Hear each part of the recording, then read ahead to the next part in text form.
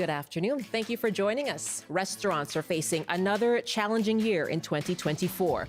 A Reddit post that's gone viral argued this past holiday season was nothing to feel festive about. But the thread that followed disputes that and says things were busy. So we're asking you, has dining out changed for you? Are you eating out less? Do you plan to do so this year?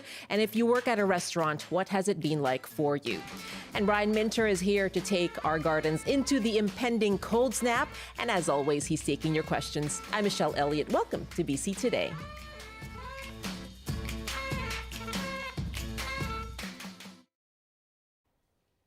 Thanks for joining us on CBC Radio 1 and live streaming on the CBC News app, cbc.ca/BC, and on the CBC Vancouver YouTube page. We'll talk about restaurants in a few minutes, but the Golden Globe Awards are on this Sunday. Now, the award show has struggled in recent years, facing backlash for lacking any Black members on its voting body and for alleged ethical concerns. The award show has been on a mission to redeem itself with proposed reforms, and last June it was sold to new owners. Well, this Sunday's show will be hosted by Filipino-American stand-up comedian Joe Coy. He's released 5 stand-up specials on Comedy Central and Netflix. He sold out arenas around North America. And this will be Joe Coy's first major awards show. He calls it his big moment. Now, his Filipino mom makes up a lot of Joe Coy's comedy. And here's a clip from his Netflix special, Coming In Hot, where he talks about his mom's thrifty nature. It doesn't matter how much they make. It doesn't matter. They will get free If it's there, get it.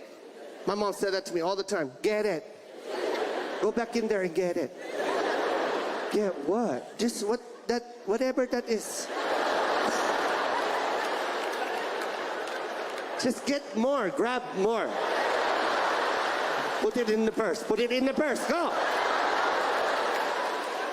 Get it, get extra. She always said that. Get extra. Joseph, go back in there and get extra. Get extra. You know what get extra means? Steal. That is comedian Joe Coy, who will host the Golden Globe Awards this Sunday. It's 12:08 now, 1:08 in the Mountain Time Zone. Well, a recent Reddit thread asking restaurant workers if they were less busy this holiday season has gone viral, but perhaps not for the reason you may think. So, while the question on the original post was directed at restaurant workers, many who don't work in the service industry chimed in as well with their reasons for going out or not to restaurants. We'll get more into the thread in a moment, and we're asking you if dining out has changed for you. Are you eating out less, and do you plan to? If you work at a restaurant, what has it been like for you? You can give us a call, 1-800-825-5950, 604-669-3733. You can hit pound 690 on your cell phone as well. And you can email us to bctoday@cbc.ca. And let us know if over the holidays you decided to eat out less or perhaps more. I'd love to hear what your habits were. Well, joining us to break this all down is the On the Coast food columnist, sommelier Shiva Reddy. And Shiva, hello to you. Thanks for being with us. Hi, Michelle. How are you doing? I am well. Happy New Year to you, by the way. Thank you. What do you think? Was it a happy holiday season for restaurants? You know what? I think happy in terms of we got to be together and we got to bring in the new year together. But it was actually one of the hardest seasons I've ever had in my 15 years in the industry. We went from having a time of year where, you know that January would be slow. So at least that's a time that you're able to make some money for the restaurant and make some money for staff. But it was a time of year where we were finding that when you normally would have staff of about 6 people up in the front of the house, for example, all of a sudden we were having to make cuts where we only had 2 to 3 people because our reservation numbers that were at 70 people an evening went down to about 14 people an evening. And that's a Michelin star restaurant here in Vancouver. Oh my goodness. Why do you think that was the case? Well, I think we're hearing all of it and we're living through it right now where inflation rates are incredibly high. People are not able to afford dining in the same way that they did before. So diners who would go out once a week, let's say, are now going out maybe once a month. And it's becoming more and more challenging to be able to go out and enjoy a meal that, let's say, was $25 with a glass of wine and maybe a bowl of pasta. That meal now is about $65 to $75, you Wow. know? And so things are really tight, both for restaurants, especially for restaurants, but also for the people who dine in the restaurants as well. Right. And you can see the tension there, right? For the restaurant owners, it's because their own costs are going up. But what that means for the customers is higher prices that perhaps may keep them away.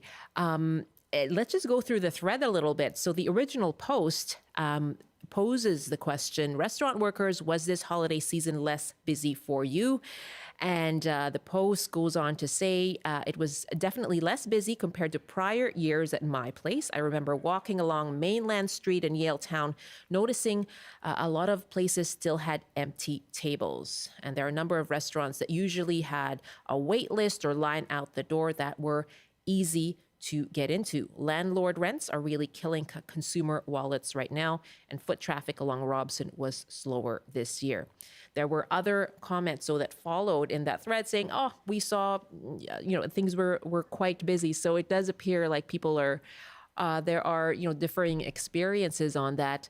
What would make for a restaurant that does well in the kind of climate we're doing now? I know you're at Burdock and Co., Michelin star and everything like that. How does a restaurant get by or stand above the fray? It's challenging. I mean, Burdock is a very different example, and not just different, but I mean, in terms of restaurant owners who just really love what they're doing, and it's not necessarily turn and burn kind of high intensity Right. service. I know that a lot of restaurateurs who just really care about having a space that is welcoming to all, and a space that is just warm and cozy where you're able to take care and nourish your guests and your staff as well. These spaces are really challenging in that they don't want to raise their prices because they don't want to become inaccessible, whether they're a Michelin restaurant or not. And all of a sudden having to really debate increasing your prices is so hard because you have to, because your margins are already so thin in restaurants. But you're just stuck in a really hard place where you have to do that. And you're having to make cuts in your front of the house staff or back of the house team. A very big thing that I've noticed is that pastry programs and dessert programs are being streamlined. So when you normally would have a pastry chef or a pastry team on your staff, that's kind of being eliminated completely. And you're depending on your culinary staff to make your actual desserts. And so you might see more basic desserts that are delicious, but you might see more creme brulees, for example, or more simple cakes, as opposed to something that is very interesting and very challenging to your palate, like the actual culinary meal would have been. Right. I'm happy with a creme brulee. Yeah, Shiva Reddy is with me, a sommelier. And also, of course, you hear her on the Coast every week with Gloria Makarenko, their food columnist there. We're asking you, what's your approach to restaurant dining? Has it changed? And do you have plans to eat out less? Or perhaps more in 2024? Is that one of your New Year's resolutions, perhaps? Love to hear from you. And if you work at a restaurant or own one, what is it that keeps that restaurant going? What are the challenges that you face? 1-800-825-5950, 604-669-3733, pound 690 on your cell phone. Those are our phone numbers. By email, you can reach us as well, bctoday@cbc.ca. And Shiva, I remember every year, because my partner's birthday is in December. And so I always face oh my goodness, I'm going to compete with all the holiday parties and the office parties and try to squeeze in there wherever I can. It was a lot easier this year. Right? Yeah. You can make that plan last minute, and you can even walk into restaurants that normally would be very busy. Yeah. And you'd have fun, and you probably have the best dining experience. It was a wonderful experience with a fantastic server who we got along with very well that evening. What does it mean for January, though? How does that bode for January, which is typically a slower month?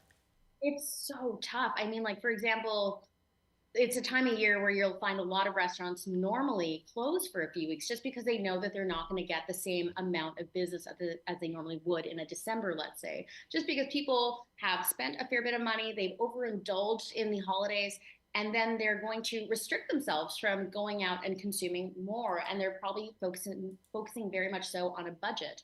And so a lot of restaurants are already closed during that time. So I can't imagine what a lot of staff in restaurants are facing when they did not make the amount of money that they would have been able to make to sustain themselves for at least 6 months to come. And now nobody's working because they are closing as normal, or maybe even longer too.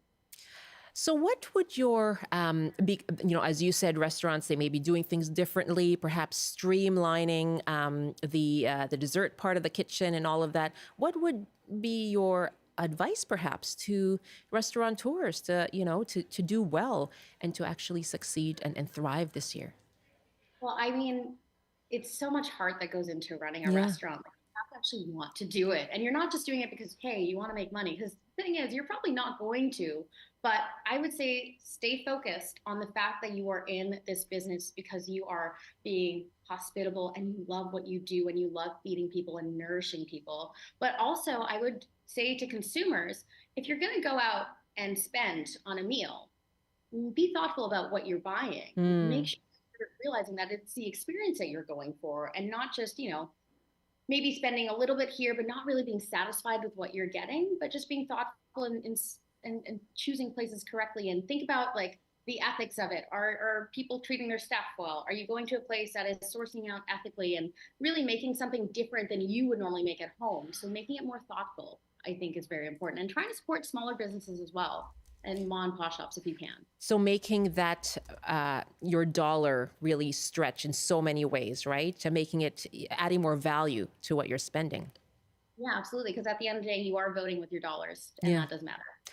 Let's take a call now. Our number's again, 1-800-825-5950, 604-669-3733. Asking you if you are a restaurant customer, if your own dining habits have changed, or if you work at a restaurant. What are things like? What is the start of the new year like for you? Heather is on the line in the South Okanagan. Hi, Heather. Hi there. Hi, welcome. You work at a restaurant? Well, I did. December 31st was our last day. I've been at this, it's a small Chinese food restaurant in a small community called Okanagan Falls. And we were a very popular restaurant. And the owners, it was a small family run. I was the only non-family employee. And they just got tired. But I know, like the son, who was sort of the face of the place because he spoke the best English, and he's the youngest of the three kids in the family, so he's going to do something else. But I think the others are just going to retire. But I used to hear all the time about the prices going up, and he would only raise his prices maybe once every couple years, and there were very, very few people. My experiences are very opposite of what your guest is sharing.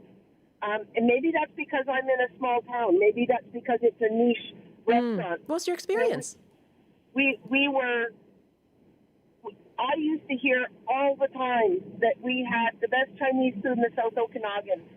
Now, of course, not everybody shared that, but we were, like, even over Christmas, like the last 4 nights that we were operating, oh my goodness, it was just absolutely crazy busy in there. We had the phone off the hook for about an hour and a half because they said, don't take any more orders. Oh my goodness. Because it was so busy. Oh, wow. But the part about, like, even the containers of oil for the deep fryer, and then I would say to him, well, they were doubling. And I would say, well, why don't you let the oil go for another couple days? And he goes, no, I can't do that. Right. Refusing to cut, to compromise on the quality. And it sounds like people were quite sad to see this place go. Very, very. Yeah.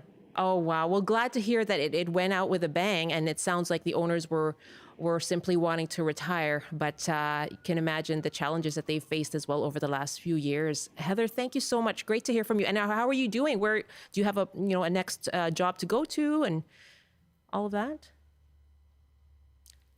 Heather, are you there? I think we've lost our connection with Heather. Thank you very much for the call. All the best to you in 2024, Heather. Kevin is joining us now in Sun Peaks. Hi, Kevin. Hi, Kevin. Can you hear me? I can. Oh, yes. Wonderful. Thanks so much for calling in. What's your experience with restaurants? Do you work at a restaurant? Yeah, I do. Well, I owned a restaurant for 10 years. Mm-hmm.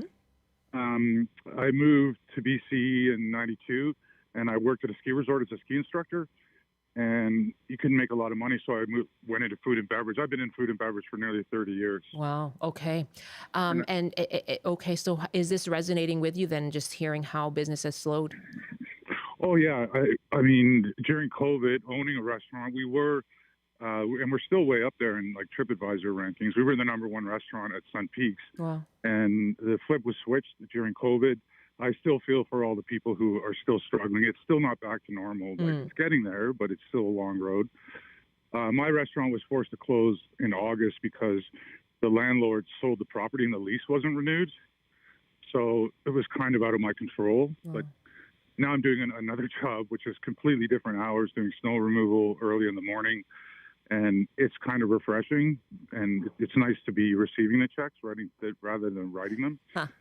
I can tell you that. But yeah, it's been a difficult road. I feel for all the restaurateurs out there. And yeah, if you can, go support a local place. I mean, the big chains tend to always do well. But yeah, I just thought I'd give you my 2 cents. So really great to hear your 2 cents, Kevin. Thank you very much for sharing that. Yeah, thanks. You have a great day. You too. Happy New Year to you. Really interesting, kind of wonderful stories that we're hearing from people. At least they were loved, right? Their restaurants were loved in the South Okanagan and at Sun Peaks as well. Shiva, what goes through your mind when you hear about, I guess, just the response from customers when they can frequent places, what that feels like? Yeah, absolutely. I mean, like it's such a special experience to have a place that is a community joint where you go in and they know you and you're able to get an experience that you normally wouldn't be able to get if you were to go somewhere else. Yeah. And I don't know, like I feel like the biggest thing that I'm hearing is give me a reason to come back because you want to feel a little bit more than just being full. You want to feel that full experience as well. And so I find that with a lot of people, they are very happy to be there, but they also, because they aren't dining as much, they want to have that reason for a much bigger extravaganza, even if it's just a Monday night, for example. Yeah. Because that extravaganza is something that they aren't able to attain all the time now. Yeah, I take your point. Yeah, make that Monday night special because you're competing for so many other cost decisions and places where that customer may put their money. So what is it that you're going to offer them for that particular experience? Absolutely. And I feel like in that case, it doesn't matter if you're, again, like a Michelin restaurant having a 7-course meal or if you're just going and having some pho, like that experience does matter either way. I am going for pho tomorrow as the weather gets colder. Shiva, always a pleasure to speak with you. Thank you so much. I'm Michelle. Bye-bye. It is On the Coast's food and wine columnist, Shiva Reddy, who is a sommelier in Vancouver. And you can hear Shiva every Tuesday on The Coast. You can follow her on Instagram as well at It's Ready 91. It's now 12:24 and 1:24 in the Mountain Time Zone. This is BC Today. And as I mentioned, yes, things are about to get colder in BC. So far, though, it has been a pretty mild winter. We talked about that yesterday on the show. Now, Brian Minter is coming up in a few minutes, but many have also noted the early burst of spring blooms popping up in some places, including Vancouver's West End.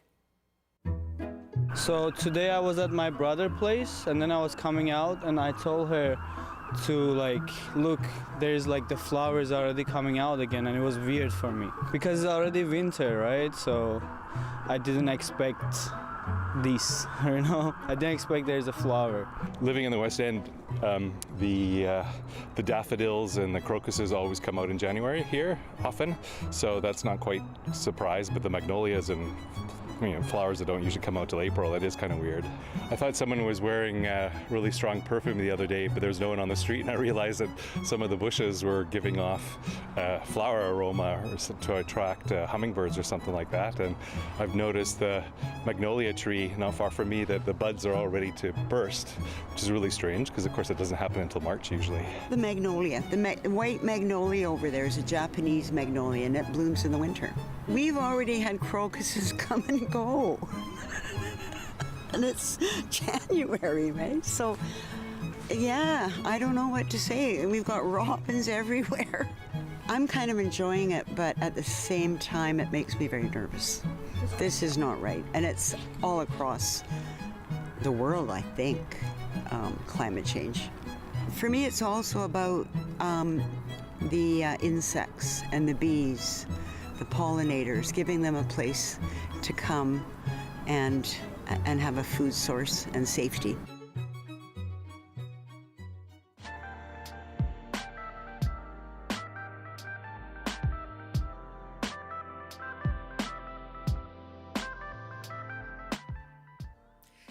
Wow, and joining me now to talk about those early blooms and how we can protect our plants as things finally get colder is Brian Minter. As always, you can call in with your own gardening questions for the Master Gardener. Just dial us up 1-800-825-5950, 604-669-3733. You can hit pound 690 on your cell phone. And by email, you can send your questions in to bctoday@cbc.ca. Master Gardener and horticulturalist Brian Minter is our longtime gardening columnist on the show and joins us now from Country Garden Limited in Chilliwack. Hi there, Brian. Michelle, hi. And, those are wonderful comments we're hearing. Yes. And, we are having a bit of a mild winter, which is really great.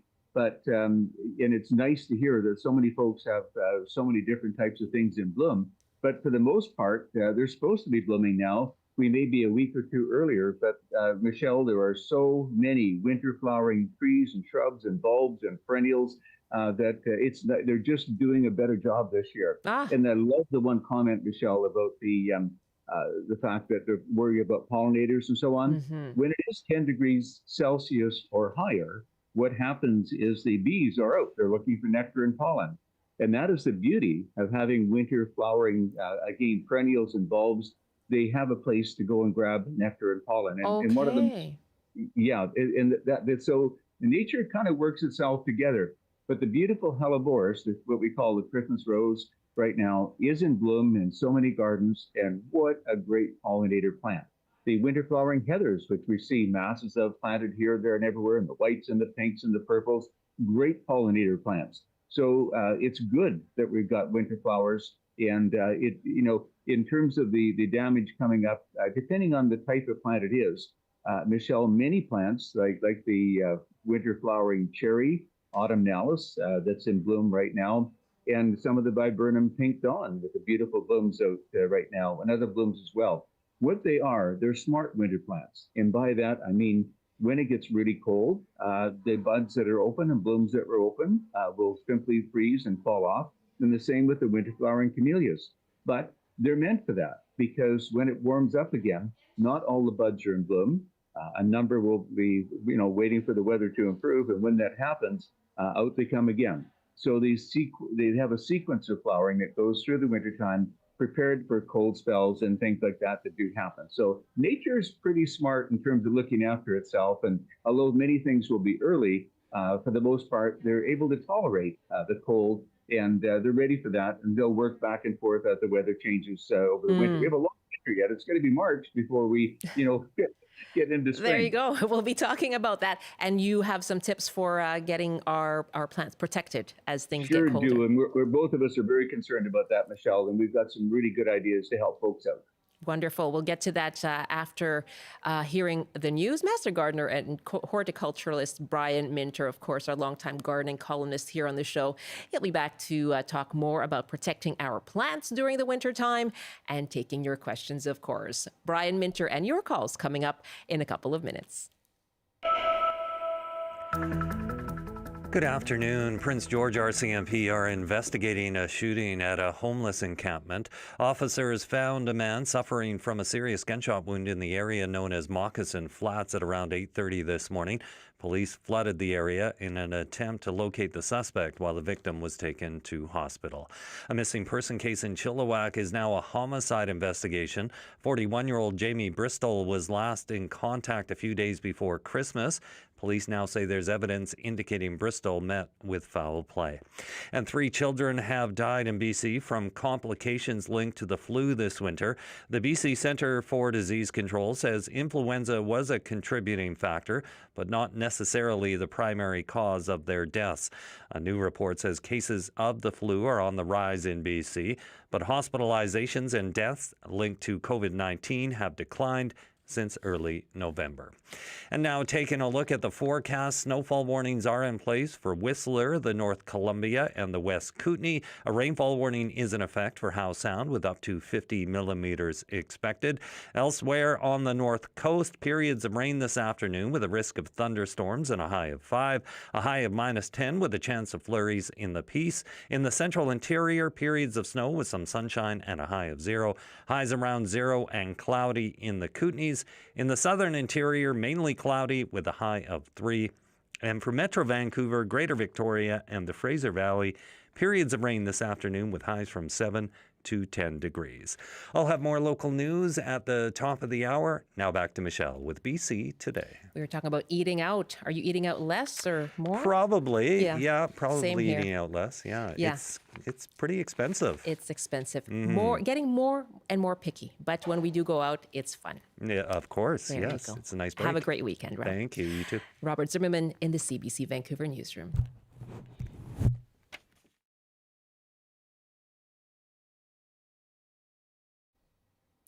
Welcome back. This is BC Today here on CBC Radio 1, live streaming as well on the CBC News app, on our website, cbc.ca/BC, and on the CBC Vancouver YouTube page. Jim, just on the eating out topic, he emailed us to say, I've stopped eating out altogether unless forced through some social or work function. For our holiday team dinner, we went to Steamworks, had burgers and pints, paid for my $20 burger and a $10 pint. I now have people over for anything simple like burgers or steak. I'll also consider eating out for the novelty or for authenticity. And for the above places I've mentioned, when it comes to novelty or authenticity, I will try to emulate that at home. Jim, thank you very much for your email. And that's Jim emailing us at bctoday@cbc.ca, talking about eating out. Well, Brian Minter is here, our gardening columnist, and he's talking about taking us through to the colder winter weather. And as always, taking your questions, 1-800-825-5950, 604-669-3733.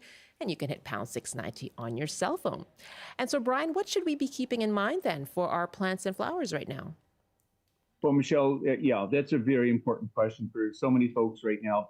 And I think the key is how cold is it going to get? That's really the main criteria we have to look at. And years ago, out in the valley where we got the outflow winds initially, we were by far colder than Vancouver. But when you look at the CBC forecast right now, we're not that much different, and we're going to get in the range predicted -8, -10 in Vancouver.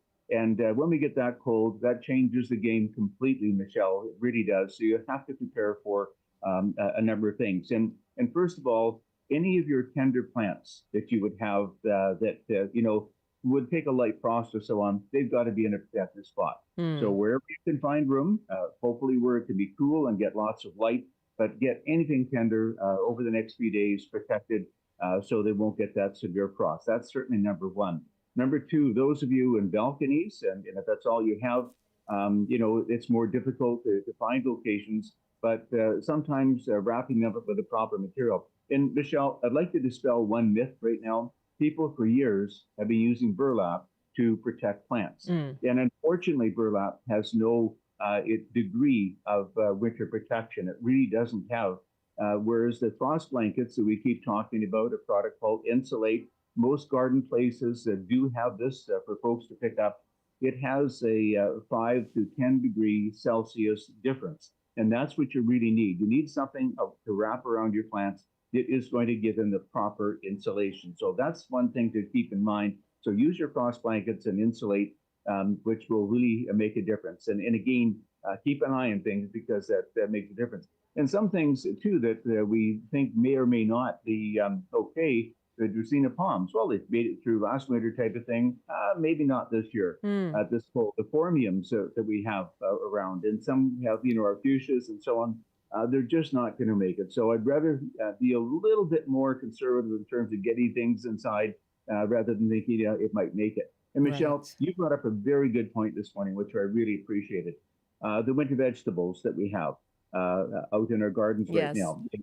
Even root crops like carrots and beets and whatever you have in the ground now, at -10, -8, they've got to come out. So please harvest all those carrots and root crops and turnips and everything else. Yes, they will take a light frost, but at -10, -9, you're going to lose those crops. And in terms of winter vegetables, it's always been a rule that 1 winter and 6 as the average over time, it's going to be too cold for them. So again, the frost blankets that we talk about, the insulate material, mulch up around them if you possibly can with soil or bark around them to protect them, and put your insulate material over top. Weight it down with soil and stones. That will get them through. With that, protection of about 8 to 10 degrees the insulate does give, that is more than enough to get them through. And Michelle, too, a lot of folks are seeing bulbs coming up out of the ground. Right. Early tulips, early daffodils, you mentioned. The early ones are Rhineveld's early sensation, by the way, and they can bloom anywhere from late December to January to February. They're going to be okay. I've seen them in the worst case scenario. They were blooming in mid-January. These daffodils, we got very cold wind and snow, knocked them down, completely covered them. When the snow went, they popped up and they were fine again. So bulbs are incredibly tough. You don't have to worry about them. They will make it through with no problem. And the garlic, those our CBC listeners love garlic. Yes. It's coming up right now. And they're going to be absolutely fine, but no problem at all. But what I am most concerned about, and we didn't mention, is a lot of the tender plants. Even though they may be, again, we're zone 7, 8 in Vancouver, depending where you are in 6. We do get the tender zone 8 plants out there. And what you need to do is just simply put some stakes around them. And again, do a wraparound of insulate or a frost blanket to make sure they're protected. The wind is the most difficult situation. Where you get the wind chill factor is one you have to watch. So protect them from the wind, wrap them up, mulch over top of them. That will make a huge difference because mulching is one of the best things you could possibly do as long as wind breaks. And Michelle, we have a lot of callers, usually after a heavy snowfall. Our cedar hedges and many plants, Right. the snow, the weight will just pull them right down. Go out there as soon as you possibly can with a broom and hit it up from the bottom to be able to support it. Get the snow off so they can bounce back. If they stay bent over for a long period of time, it is more difficult for those plants to come back up. So get that heavy snow off them. And a lot of our tender plants, what I love to do, and I'm thinking of palm trees here, some of the Trapiocarpus, the Dutch windmill palm. I think 3 things. Number 1, let's put a tripod of wood over top of them. Make a bit of a tripod, and then wrap. First of all, if it's really in a very cold area, I would put some heating tapes around them. Heating tapes, you plug them in. It's very good. And then wrap it with insulate, and then wrap it with polyethylene, because you need the insulate to be dry for it to be effective. With the polyethylene or bubble wrap, if you like, that'll stop the wind. The insulate will be able to do the job. And if it's really cold and it gets, for a longer period of time, the heating tapes will make a huge difference around those plants to make sure they're okay. So those are just a few of the many things that we need to be looking at right now, because I think we're going to be cold enough. We just don't want to lose so many of our beautiful Absolutely. plants. You've given us a game plan, Brian, a really good game plan, right? Thank you so much for that. Let's take some questions now from our listeners. Bonnie is joining us. Hello there, Bonnie. Thanks for waiting in Nelson. Oh, yes. Well, I've been a gardener for a long, long time. I was part of Kootenai Organic Growers, and I know how to grow vegetables all over, and all of my garden. I'm in Nelson now, and I have gardens in front and the greenhouse and everything, but I don't know about flowers. So I got an amaryllis last year, and it sat in the pot, and it bloomed. I got it at Christmas, and it bloomed on my birthday in February. Oh, wow. And yeah, no, it's beautiful. But now I'm trying to figure out how to make it bloom again. I haven't got a clue. And I've gone, looking, put it in the bag in the refrigerator or and it just kept growing. So I finally took all its roots off and put it in the dark. But I don't know if it's going to ever grow again. Oh, dear. Yeah. Okay. Well, we want the same result as last February, right, Bonnie? Yes. Yes. And Brian, what do you think? What should she do with her amaryllis? Yeah, Bonnie, they are a warm tropical plant. Most of them today are growing in Africa, but mostly in Brazil. And once they bloom, at that particular time, what we have to do is make sure the bulb has enough energy to build up the blooms for the next year. So what you have to do when it warms up, keep your amaryllis in a window. They take the stem off, but the leaves, keep them growing. Keep those leaves nice and vigorous, put them in a nice window. And then when it's warm enough, even in Nelson, I would say the end of May, plant it out in the garden. Sometimes they'll put pot and all in the garden, but plant it in the garden and let it grow all summer long. Let it produce leaves, because over that time, Bonnie, it's building up energy and building up a new flower for next year. So before we get frost in the late fall, going into September, October, at that point, lift it out of the ground carefully, kind of save the roots, and cut the whole plant back a little bit and just let it root. Put it in a dark spot then and let it die down naturally, and essentially it's building up that flower. And then again, after Christmas, early January, put that bulb that has had a good growing summer, it's dormant now, put it bulb in a pot, in a window, and it'll start coming along again. And over that time, it will have enough time to be able to build up that flower, so it'll give you a wonderful display. So that's really what we have to do, Bonnie. So at this point here, if you haven't done that, you're going to have to wait till spring. But in the meantime, get it in the window. But what do I plant it in? Oh, just soil. A good, well-drained potting soil for now, and then good drainage in your garden over the summer. There you go. Thank you. You've done the right thing You're so welcome. far. Good luck, Bonnie. Yeah. So okay. Thanks very much, Brian. Into a pot by the window. Bonnie, thank you very much. Good luck to you. Howard is up next in Ladner with a question for Brian Minter. Hi there, Howard. Hello. I'm sorry, I didn't realize you had a theme today, and my question is a little outside that theme. Sure, no problem. Last year in Ladner, especially, well, maybe elsewhere, but it was a terrible year for grubs in lawns. It was. So many of them got chewed up, I guess, by the crows.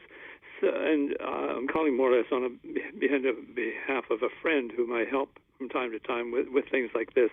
For the application of anti-grub treatments, it says on the package, but I always wonder if it's right for this zone. And when I look online, it seems to be all over the place. And so I just wondered, when are the periods, the times when the grub treatment, like we've been using Grub Be Gone, when should those be applied? Yeah, essentially, Howard, and thanks for bringing that up, because a lot of people are confused about that. You have to be able to see the grubs will go through various life cycles. That's part of the problem. And again, they're not going to stay as a particular grub. They go into the next cycle. So again, normally what we used to do in the autumn for a lot of the insects, when they stop laying their eggs about the end of September, while it's still reasonably warm, middle to end of September, that's when a treatment should go in. Because that way the grub is at a stage where you can actually, the eggs are there, the grubs will do their job. And again, the other problem is the grubs don't work. You're quite right. The nematodes don't work as when it's really cold. So again, in spring, they're active in the March, April period before it starts to get warm, like really too hot in the summertime, while the grubs are still in that particular life stage. So I would say April, late March, April, if we can get a bit of warmth. And I'm saying by warmth, 10 degrees Celsius would be perfect. That's when I would, Howard, apply those nematodes to give you the best effect. So it needs to be a bit warm. and the grub needs to be at a stage where the nematodes will actually be able to work on them. Okay, so if I got this right, in the spring, March, April period, when it reaches about 10 degrees Celsius. Yeah. And then again in the autumn, in September. When the eggs are being laid, late September, mid-September would be an ideal time to do it as well. Okay, thank you very much. Thank you very much, Howard. Sorry, can you tell me, how do the crows know those grubs are there? They're the indicators. Seriously, once they're looking for them, and not only raccoons and pretty much many birds, and other birds as well. So once you see it happening, the grubs are very active at that point. If it warms up at that particular time, then you can give them a treatment. And remember, Howard, the secret is to get some sort of, I put netting down. I see a lot of people doing it. Big poultry wire, for example, right over your whole lawn at that time to stop the crows from digging up the lawn. They're going for the, all the grubs, but they're also chewing at the lawn to do that. So I see a lot of people doing this now, poultry wire, to stop them from basically destroying their lawn. Those crows are smart, Howard. Thank you. That's all I got to say. Howard, thanks so much from Ladner. Our numbers, again, if you'd like to call in with a question for Brian Minter about taking care of your plants and your flowers and your gardens, 1-800-825, and your lawns, 1-800-825-5950, 604-669-3733. You can also hit pound 690 on your cell phone. AJ is up next now, joining us from Coquitlam. Hi, AJ, welcome. Hi, thank you. Thanks for taking my call. Sure. Yeah, and sorry, my question is out of your topic. No, that's fine. We get them all. We take them all. Yeah, sure. Yep. Yeah, sure. Hi, Brian. Hi. Hi. Just I live in Westwood Plateau in Coquitlam. I had three big trees in my backyard: a cherry, yellow plum, and crab apple. They started within the last few years, 4, 5 years, 6 years. They started to have moss on the branches, and they started to have a silverish, flaky type of moss. I don't know what are those. And they started to kill the tree. All those branches went out of leaf, no bloom. I cut them down, trimmed them, and I lost the cherry, and I did hard prune on the yellow plum, and now my crab apple is going bad. Yeah. Okay, AG. 2 questions here you're asking, and thank you for that, because so many people are worrying about the same thing. It can't be freezing after you do this, and it's supposed to be nice for the weekend. So what I'd like you to do is go to your local garden place and get a lime sulfur and dormant oil. It's called the dormant spray kit. It's essentially organic, and what you need to do 3 times over the winter, you spray the sulfur, the lime sulfur, at the dormant ratio. It has various ratios on it. If you spray it 3 times over the winter, AJ, that will completely clean the moss up beautifully on your tree. So 3 times, about 3 to 4 weeks apart, we'll do that. It shouldn't freeze after you've applied it, so wait till this cold spell's over to do it, but try and get the first application of the weekend. The oil, along with that, will take care of overwintering insects. Now, in terms of your cherry, so that's how to clean the moss up and really help the trees start getting cleaned up. But that doesn't help our problem. We had a very wet spring last year. Until the end of April, it was really quite wet, and that's the nemesis of cherries. But a lot of our fruits and so on do get damaged during that time, cherries in particular. But to help a lot of our fruits, we basically have a very safe spray. It's a chrysanthemum derivative. It's called Ambush, is what it is. It's sold in garden stores. And what you can do is spray that 3 times in the spring at the pinking stage, when blossoms show signs of pink, and you wait till the blossoms are completely opened and fallen off. That's called petal fall. And then 3 weeks later, put the Ambush on those particular trees, and it's very mild in terms of doing any damage to predators and so on, not for predators. But that will help clean up your fruits and keep them clean over the summertime. So 2 things. One is the dormant spray kit now to get your trees cleaned up from the moss. The second thing is, as we get into pinking stage and petal fall and so on, then you can use the ambush to keep your fruit clean. Those are very important things to do, AJ, and I thank you for the question. Yeah. Okay, the lime is in shape of powder, or is it the?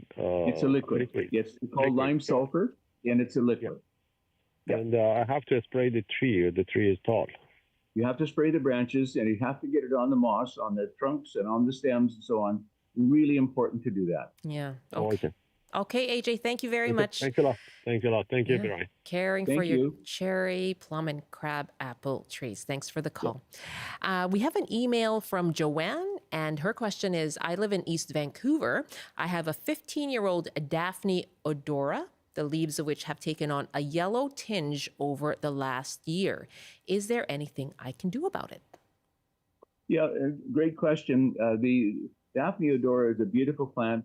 It doesn't like the super hot sun in the afternoon. And you can get some, like stimia, for example, too, very similar to Daphne in many ways. But if it gets this super hot sun, that will cause some yellowing of the plant. That because they like protection. They love the morning sun, but not the hot afternoon sun. So that's one big thing. The other thing, simply in terms of feeding it, to keep it nice and rich and green. And what I would do this particular spring when the growth begins, and just before that time, put some slow release fertilizer, even a 14, 14, 14 around the plant, because that will feed it for 4 months. And the little bit of nitrogen it has will slowly but surely turn those yellow leaves back to a rich green. So it's a sun issue or a lack of nitrogen issue, and we can fix both of those. Any of you who can't move the Daphne, just find a way or put another plant around it to protect it from the hot sun, and you should be fine. So easy to fix. Get back to that green. Thank you very much, Joanne, for your email. And let's go back to our callers now. Carol is joining us from Brackendale. Hi, Carol. Hi there. Thanks for calling in. Yeah, go ahead with your question. Well, first, I'd like to give accolades to the program. Love it. Oh, thank you. For years. Thanks for calling in. I've been, I turned my yard into a permaculture food forest, so I'm always out there. I'm transferring bulbs and whatnot, but in doing so, I'm finding globules of what I believe are slug eggs. They're like a millimeter, maybe 2 millimeters in diameter. What I do is I typically remove them, put them in a bucket of soapy water. Right. Does this sound reasonable? Is that what slug eggs look like? Yeah, they certainly could, Carol. No problem. I can't think of anything else in terms of things you're going to find in your garden. Now, it's this time of year, Carol, or is it later? When are you finding them, Carol? When are you finding these globules, Carol? Typically go out mid-morning and, I'm playing around in my garden. Yeah, but it's this time of year, is it? Well, this time of year and the month prior. Yeah. Okay. Yeah. Usually they're a little bit later you'll find them, because when they rest for the wintertime, the slugs, do say they don't go away. They go under bits of logs and whatever. They basically hibernate for winter. And during that time, they will be laying eggs. There's no question. And you usually find them under rocks and woods and this type of thing. And that's a usual spot. And I expect that the slug problem is becoming quite terrific in our gardens right now. But Carol, to answer your question, I think you're absolutely right. That sounds exactly like what they are. And whatever works for you, even put them in the compost, I guess, whatever you want to do to be able to control them, that's really your choice. Okay. So it sounds like putting them in the soapy water is okay, right? Is there anything else I could put on because they basically decimate my garden in the spring. Oh, dear. So is there anything I can do right now if I don't find them to put on the garden to help them not hatch? Yeah, they're not going to be a problem usually till we get into March is when they start hatching and being a problem. But Carol, the best thing, because the most important thing to do is to please get some coarse mulch. I like bark mulch. Sawdust will even work if you can for hemlock, and put that all around our garden, all around our plants. Because slugs because they only can propel themselves with the slime that they produce. Anywhere that's hard to go, they'll deter that area. So we're finding putting mulch around, even sawdust around a lot of our plants, it makes them more difficult to get over those areas. And it really is making a big difference. There's all kinds of, everybody will give you, a dozen cures, including the, more organic slug bait. But getting the mulch around, it make it difficult for them to get to your plants. And that's a very simple solution. And gosh, it works, Carol. There you go, Carol. Thank you very much. I like that image of going out and playing in your garden too, every mid-morning. That was great. Yes. Cheryl is joining us now from Mission. Hi, Cheryl. What's your question for Brian? Oh, hi. Hello, Brian. Hi. This fall, I bought a bay leaf plant from a garden store. I still have it in the original pot that I bought it in, but it's on my front stoop. And I'm just wondering, how do I winter it over? Can I plant it in my garden, my herb garden, in the spring? And also, when I want to harvest the leaves for bay leaf, is there anything special I have to do? Yeah. Cheryl, where do you live? That's the one thing I missed. Mission. You're in Mission? Okay, Corey. Okay, you're like us in the Eastern Valley here. They're not, the wonderful bay trees are zone 6. They really are zone 6 to 7. They're a little bit tender. So, but to be honest with you, I had one in my garden that was 15 feet high and about 10 feet across. So what you have to do is protect them for that first winter or two. And if you put them inside, they don't like it. They'll die inside. It's just too unhumid, and they just hate that. So keeping outside is great. What I would do is right now, I would, if you can, put it on the south side of your home, west side, out of the winds that we're going to get, and bury it in the ground, just pot and all, just bury it in the ground. And then I would take some insulate, frost blankets we talked about, wrap it around. I put a little, maybe tripod over top, wrap it around, and that'll be enough to get it through the winter. If you can get it through winter, every time that works. And then find a spot outside, where it's the south side, west side of your home, where you can plant it and leave it protected. And Cheryl, I did it. You can get them back, but they need that little protection from the severe cold. When it's -10, that's a problem. So that's what I would do, in the next week or so. For harvesting, once it's time, nothing special that she needs to do there? That was her question as well. Pick the leaves off all year round. Just simply pick the leaves. They're ready to use. And put in all your wonderful recipes and so on. They're amazing. It's one of the best plants we could possibly have. In soups, they are wonderful. Yep, they are. Brian, thank you so much. Great to start the year off with you. Oh, well, keep our fingers crossed. And again, everyone, please look after our plants. We don't want to lose things, our vegetables in our garden. And most things are going to be okay. But I think we have a little homework before the cold spell. That's right. An assignment. We understand our assignment. Brian, thanks so much. Thank you. Brian Minter from Country Garden Limited in Chilliwack. Great to be with you today. Thanks to our team, Melody Jacobson, Alan Regan, George Baker, Mark Fairfield, and Greg Kisser. Thanks to Amber Parmar, David Jones, and Megan Zwick. Thanks to Dan Burrett and Amy Bell for guest hosting this week. And join us on the show on Monday. We are going to talk about interest rates and navigating those mortgage renewals. A lot of Canadians are coming up against that over the next year. I'm Michelle Eliot. Thank you for joining us, listening and watching and calling in. I hope you have a great weekend. We'll be back Monday.